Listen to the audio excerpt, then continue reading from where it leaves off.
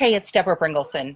I'm hearing from my clients all over the world telling me that they're struggling to make decisions, struggling to make great decisions. Their team is afraid, they're worried about their business, and they're worried about how they best serve their buyers and clients.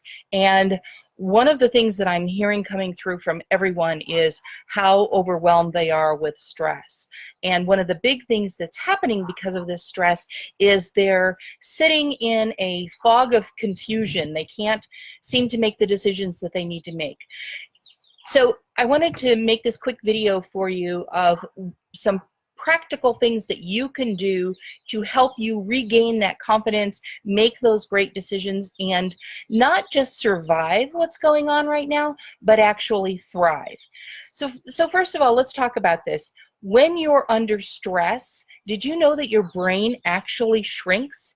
It's a survival mechanism, I guess, but your brain condenses and your cerebral cortex is affected, and you actually do have more difficulty making great decisions. So if you're feeling this, or you're working with your team, or people out in the world, and you're finding that people, they aren't making great decisions, or they're lashing out, they're becoming more verbally abusive or more difficult to work with, that is all related to stress.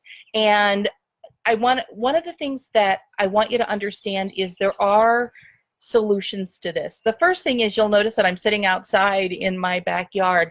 Get outside. Did you know that being outside in nature actually is as effective as some of the most prevalent heart medications on the planet?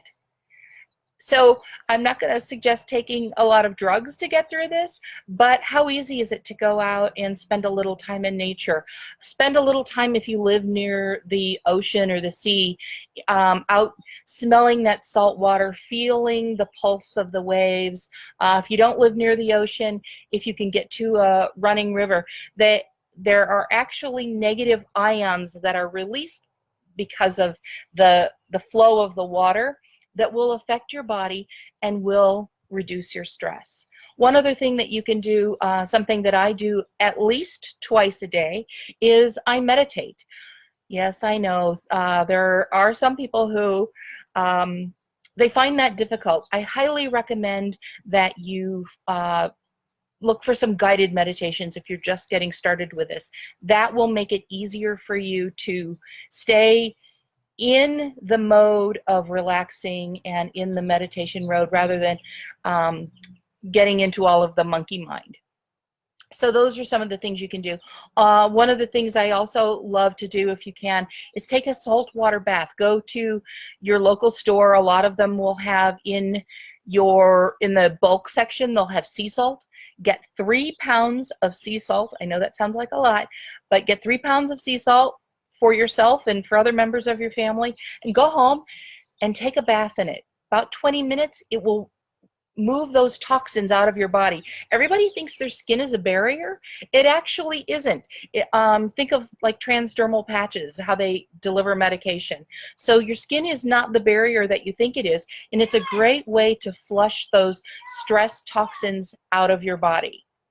Okay, so thinking about your body and your relationships, this stress is also affecting the people in your lives. They may need to get out in nature. Laughter is such a great thing. If you've got kids, get out and laugh and have a good time with them.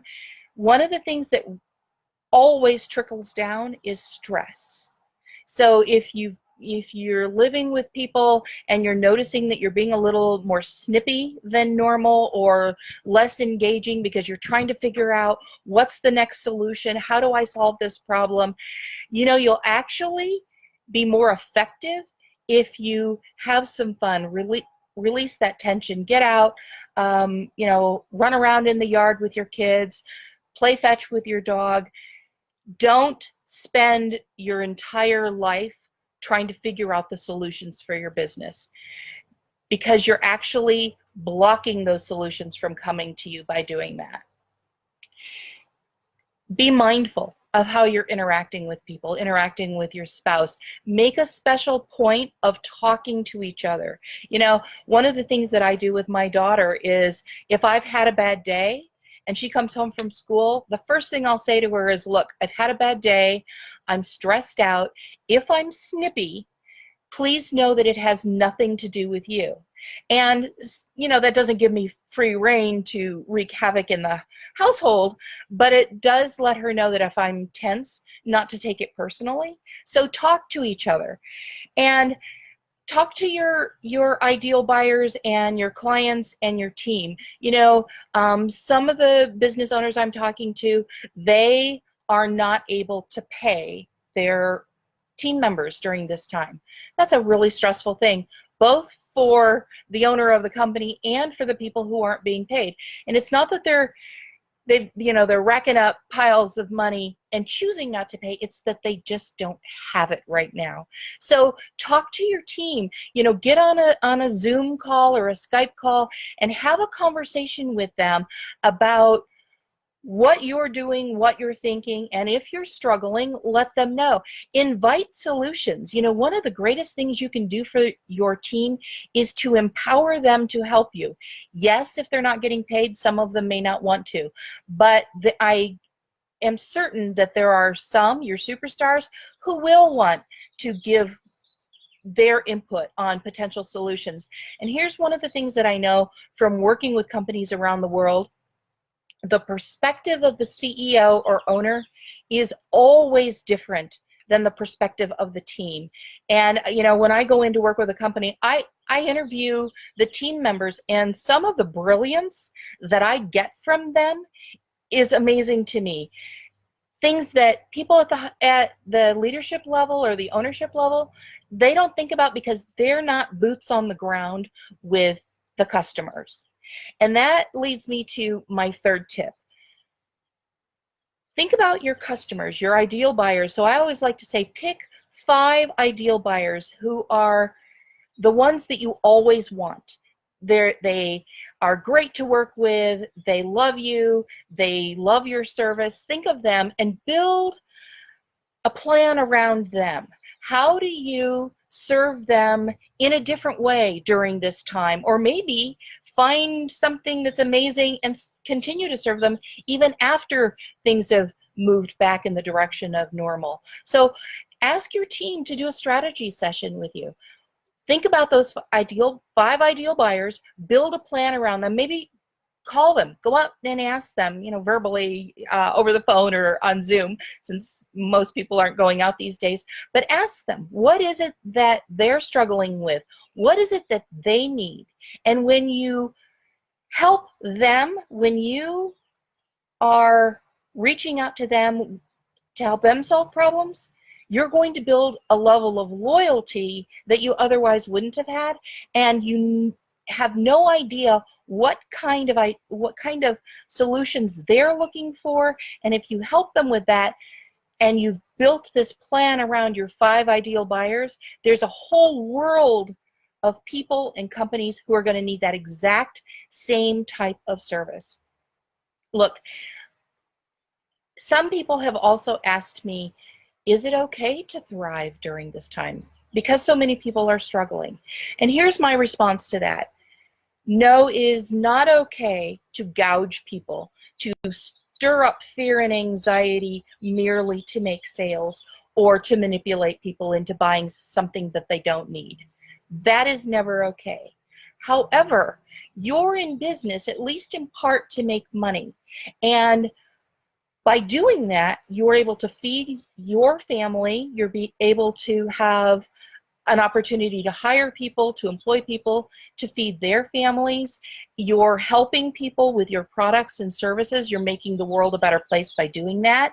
And in a lot of cases, you're helping them have revenue where they can go out and buy healthy food and take care of their families. And, you know, it's kind of like the butterfly effect. You help people, they help people, they help people. So if you're running your business, don't feel guilty about that.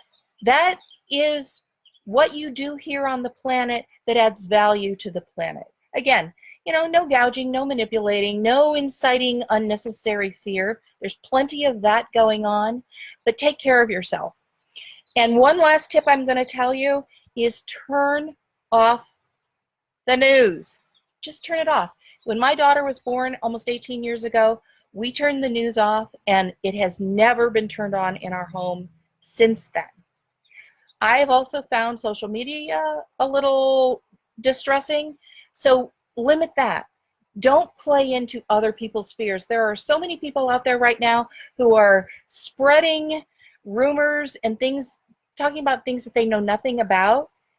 Don't buy into that, because that only increases your stress. And remember, that keeps you from making those great decisions that you really need to be making right now. Look, I want to help you any way I can. If you'd like more help, there's a link next to this video. Head over there and I'm happy to help you any way I can. Look, we will survive this, and there will be some who thrive also, ethically thrive also. And I want you to be one of them. Thanks for joining me today.